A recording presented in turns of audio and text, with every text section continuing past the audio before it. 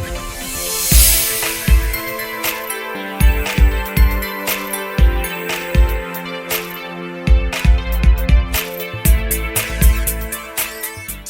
and welcome to the Flory Models Friday Roundup Show. Here we are with you on the 24th of June 2022. After a really busy week, as a lot of you have been following us will know, we've got lots of things on at the go at the moment. We've been obviously finishing off the Jaguar, which I'm really happy with. And obviously this little lady is now coming to life really, really quickly. So what we've got here is the good old-fashioned Monogram Voodoo. And I have to say, it's actually a fantastic kit. I know I've been harping on a lot recently about how complicated kits are and how expensive they are and stuff like that. But some of the good old classic kits go together really, really nicely. Yes, it's got raised panel lines. Yes, it's got some detail issues and various things. But if you want to pop a kit together, you know, you can do it on this really, really quickly. And that's the nice thing with it. So you can spend a little bit more time, you know, perhaps finessing it together. Dry fitting is also an absolute must on these types of kits. But generally, you know, we've got no filler in this yet. All we've got is a tiny bit just on these little intake areas, just to smooth those out, and a little bit down on each side, but there's no filler anywhere. And I think that's testimony to the Monogram designers back in the day when they put this one together, because it is really, really nice. We've got our little swinging round bay underneath as well, which actually works. I don't know how many times that's going to spin around before the pins give up, but you get the point with it. So there's that one. Again, molded in wheel wells, stuff like that, been no problem at all. It's just fitted. The cockpit went in nicely. The cockpit's actually got loads of detail as well. So we've got lots of interesting stuff. It's all been done. There's no aftermarket in this at all, but generally you can see it's really, really nice. Again, we've used a lot of scrape cleaning. I'm a massive fan of scrape cleaning now because it just saves so much mess that sanders can cause, especially when you're trying to do put the detail back in and things like that. So yeah, really very, very nice. So part one of this one will be up with you on Monday as we make our way through with that one. So that one's been a lot of fun. And so far, I must admit, so good. Thank you to everybody who got in contact last night about it. Obviously, I put a shout out for Geckos because mine have turned out, they're 32 years old and they're horrible.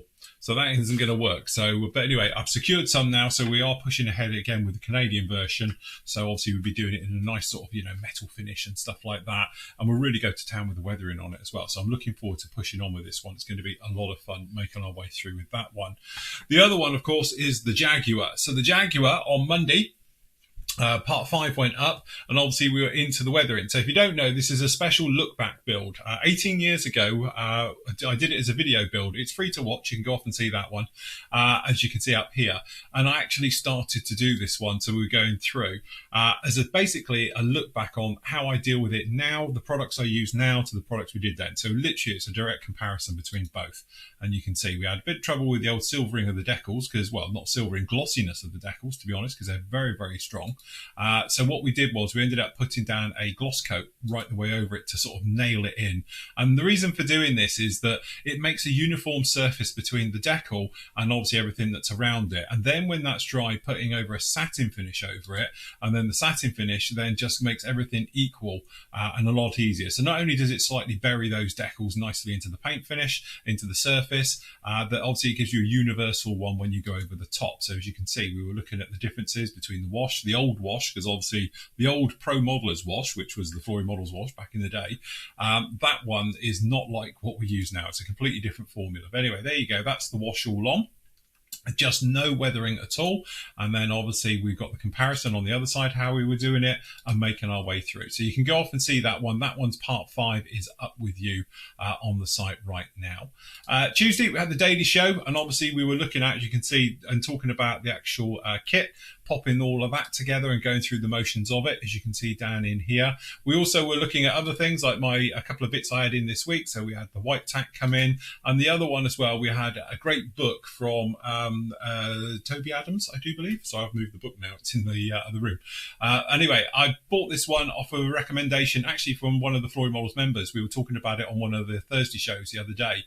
And I was saying it's amazing. The level of detail in these books is absolutely phenomenal. And also kudos to the artists. Digital artists, I think, are on another level because they're having to recreate it 3D form as well. So, you know, it's not just that, it's the other sides of it and the various things. But from a modeling point of view, you can use them as great references because, again, little subtle things like I was talking just then about that chipping at the front here, how it probably wouldn't look right on your model. But then you see it on here and you're thinking, well, if you stood back from it, it would probably be really in scale. But the weathering techniques, the colors, the fading of the panels, the various bits and pieces, how well it's done. So we were really having a look at that, and obviously having a look through the book at all the different items and the various things to it as well.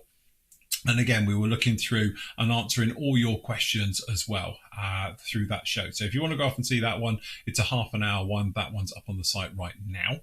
All right. So the other one as well, obviously on Wednesday, we had the PM show with me, Matt, and Andy. They're a bit brighter because obviously they were talking things. Oops. That's on. Obviously, this is a free to watch video. Anyone can see this one, so you can go off. And I was saying, I actually love that twin pin. I think it's a great looking aircraft. And in those markings, civilian markings, I think they just look absolutely fantastic. So if you want to go off and see that one, there's lots of things obviously going on with the PM store at the moment. And obviously, don't forget, we're going to be live, and we've got a sale at the PM store as well on Saturday as well. But I'll talk about that with you in a minute. Last night we had... Sorry. Mute that as well. We had obviously our live show with everyone on, where we were discussing lots of things, looking and seeing what the guys are getting up to. Matt's little one he's been working on when he's moving house, he's finishing that one off as well. So we were talking all things like that and going through the motions of it. And obviously the big thing we were looking at was the Lancaster.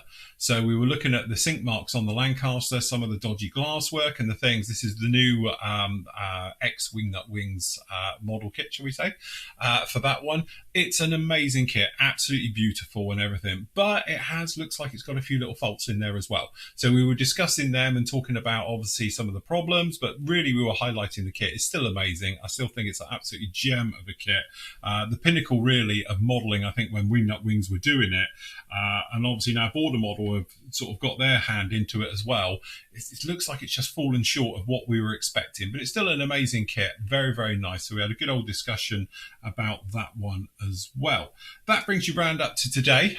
So obviously we got part 6 of the Jaguar Look Back special build. And again, this is one where we were talking about completely how my weathering's changed over the years. Whereas before it was a lot of post shading with the airbrush, pre-shading with the airbrush. Now I tend to do it all with oils and the reasons for doing it and how I go about it. So I'd literally do a side-by-side on this one so you can see. So we start off with him reworking the grey to fade it back. Then obviously we go in with the greens, so we're fading the greens back. And then obviously we come in with the black work as well to do all the sort of post-shady bits and the various things to it as well.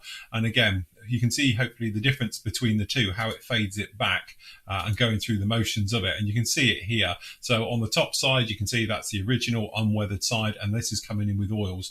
And the effect I'm trying to get here is that older faded back look. So by using the oils over the top, you can go through with this one. And also I'm explaining that back in the day, because I was commission led, everything I was doing was commissions. You're being paid by the model, not by the hour, let's face it. So you do everything the simplest, quickest, and the easiest way really to get things done.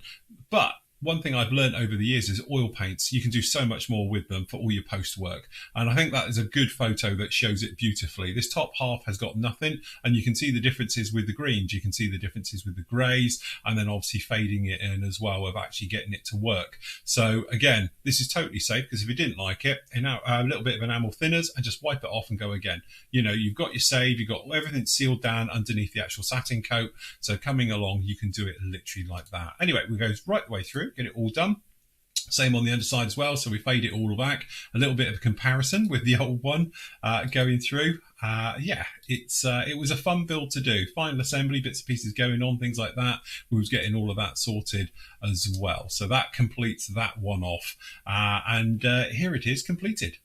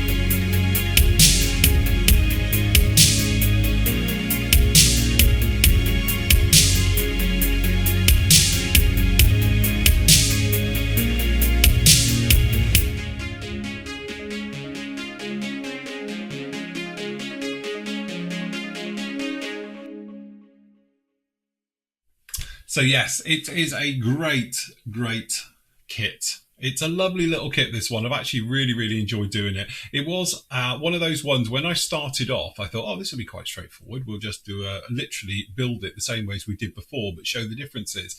But it just shows you how far I've come as a modeler, definitely, but also how far products have come as well. Like I explained when I did this one, the original one, we had to use extra acrylic paints because that was literally all that was available for if you wanted modern REF colours. So nowadays we are absolutely spoiled. Everybody does them, and obviously in everything types of ones as well. So you can get them in enamels, you get them as acrylics, you can get them as alcohol based, the sort of hybrid era, or you can get them as pure lacquers as well. And that's the lovely thing to it. You've got lots of different ways now. And then again, obviously with the weathering's changed. Not only is that's the old version of the actual Flory Models wash when it was known as pre-modeler, and that's nothing like today's standard at all.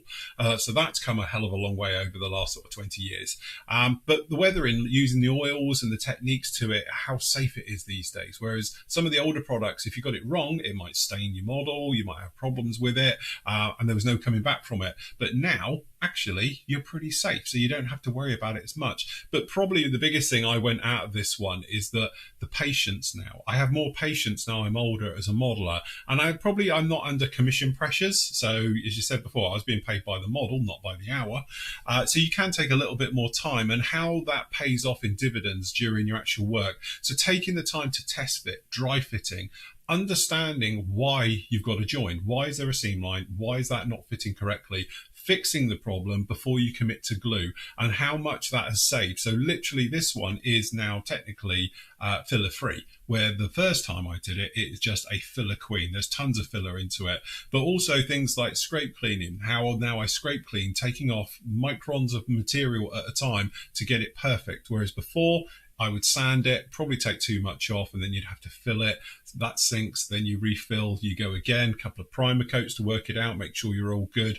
Don't have that any trouble. So it's funny how my attitude to the modeling's changed. I'm a little bit slower and more methodical now, and what that does is actually save you in the long term. So whilst you'll think you're doing it the quickest possible way, actually you're not, because all that time you messed around with filler and rescribing, re-riveting, putting all the detail back that I've totally obliterated, you didn't need to do. So that's probably been the biggest learning curve for me, but it's really an interesting exercise to do exactly the same kit, technically, two different ways. And I know this one's got different markings and weathering and all the rest of it, but it's still technically the same kit. So here we are 18 years after that video was released, almost to the month, that we've done it again as a look back and as a step-by-step guide to the new way and the old way. So again, that's a 6-parter, goes right the way through the motions of it. So it was quite interesting. I've had great feedback from you guys about it as well, that you loved it, to see the differences and everything else. And I said before, it's actually very time consuming in editing to do it, so I won't be doing many of those, but I will do a couple every now and again.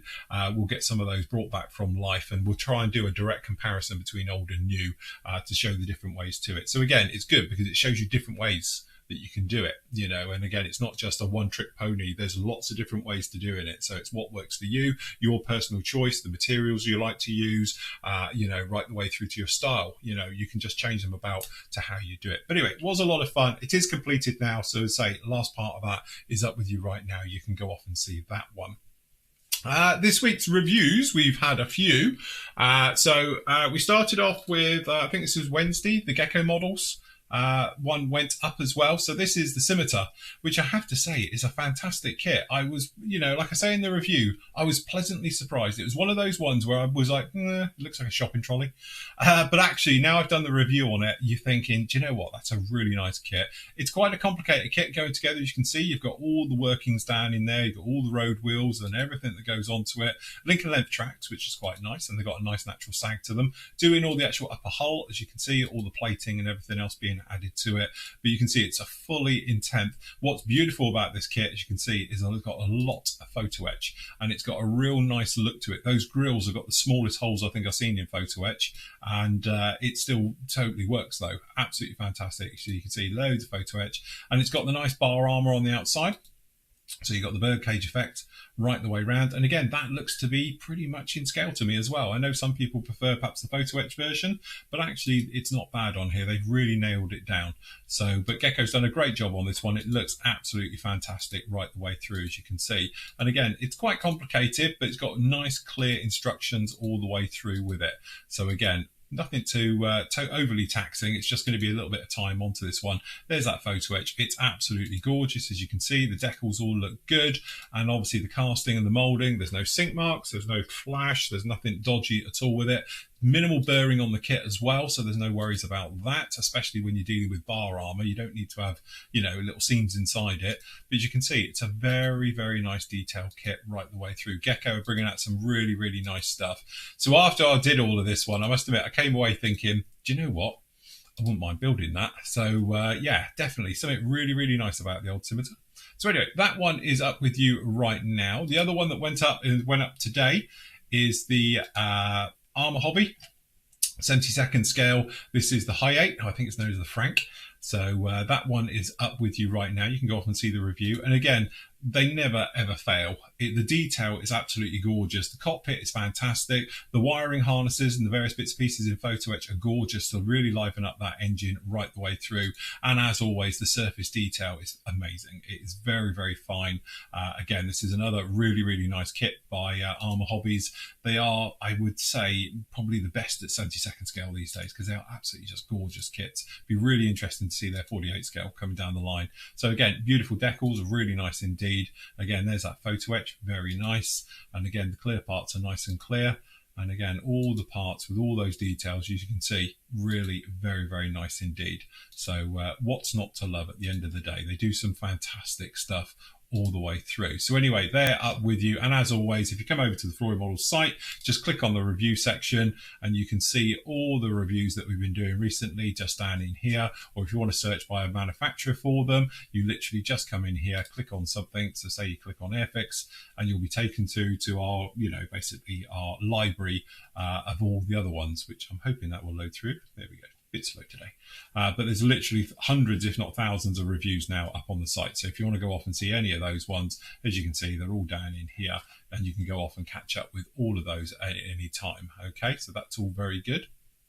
Over on the forum, obviously lots of bits and pieces going up. As always, don't forget, if you want to see any of the live shows from the week, that's in this area here. All the video builds and everything we're doing as well, that's just down in here as well. And obviously the other sections. Questions for the shows, post them up in there and we'll answer them on the next show. The big thing to remember is obviously, don't forget, we are now literally a week today from obviously the new group builds and the old one finishing. So obviously it's the 70s group builds coming to an end next week on the 30th. All right, so get them in there. We've got 146 on the go. We've got 74 of them done.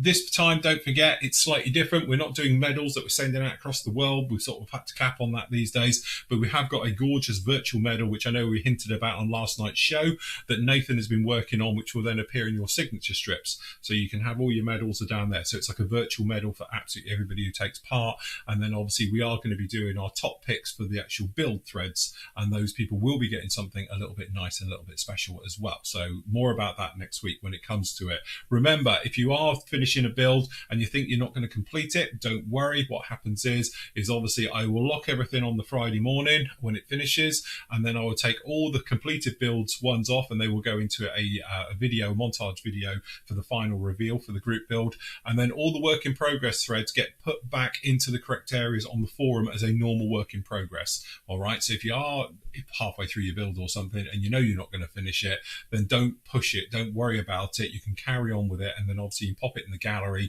and it'll be seen by everybody on the Friday shows, because obviously each Friday, like at the end of this one, there'll be the week's finishing models from off the forum as well. So don't worry about it, it still goes. Nordic Sig, it's still going at the moment, so you've got until the 31st of August for that one. Next week, obviously, the big group build is the Greebly Sig, or the scratch building, group build, last 6 months, and it's scratch building. We've never done this type of one before. Should be a lot of fun. So you can do a full-on conversion, but the whole point is it has to be involving scratch building.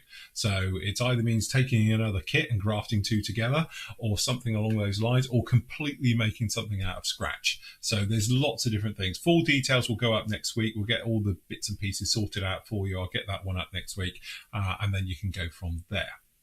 Don't forget, tomorrow, which will be Saturday, the 25th, we've got a bit of a special on all day Saturday. We are going to be live with you from 10 o'clock in the morning until midday, and then obviously from 2 in the afternoon till 4. It's free for everyone. We'll all be over social media, and I'm going to be working on the yellow peril again. So we'll be working on this little lady, getting this one moving along with it. Also, we'll be answering all your questions. It'll be the chat. The team will be on, and obviously you'll be able to talk to us via YouTube, Facebook, and obviously off the Flory Model site as well. So if you've got any questions, you want to join us for a bit of an afternoon or a morning of building, feel free. It'd be lovely to have you along with that. So we will be live from 10 o'clock in the morning, and so we'll be finishing around about 4 on there. There is a sale to go along with it. So obviously Flory Models will be having a bit of a sale, and then obviously the PM store is going to be having a sale as well. So we'll put up all the links for those as well onto, well, I'll probably do it this afternoon, get all the threads all set up for it and bits and pieces like that. So full details will come along with that later on today, but if not, they'll be up with you by the time we start 10 o'clock tomorrow morning as well. So if you want to come along and join us for that one,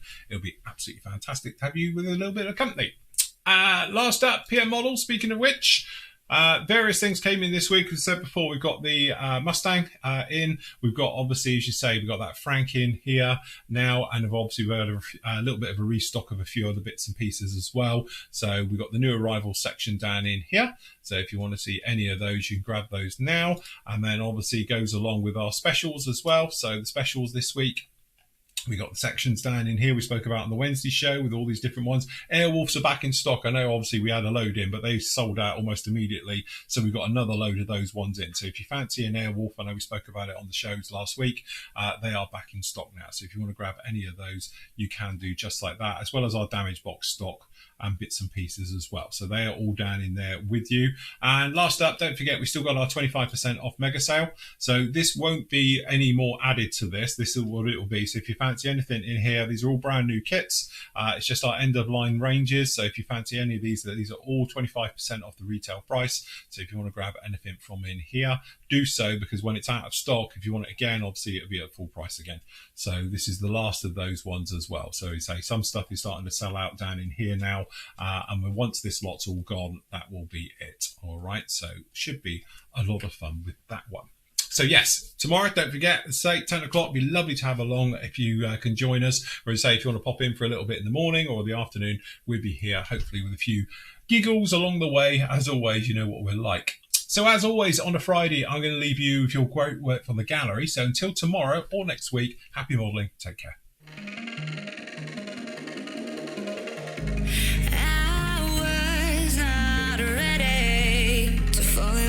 Wasted. My heart grows heavy. Don't taste me rushing and keep your words naked. You got me blushing, and you forever I'll follow. You'll be my holy ground. You forever I'll follow.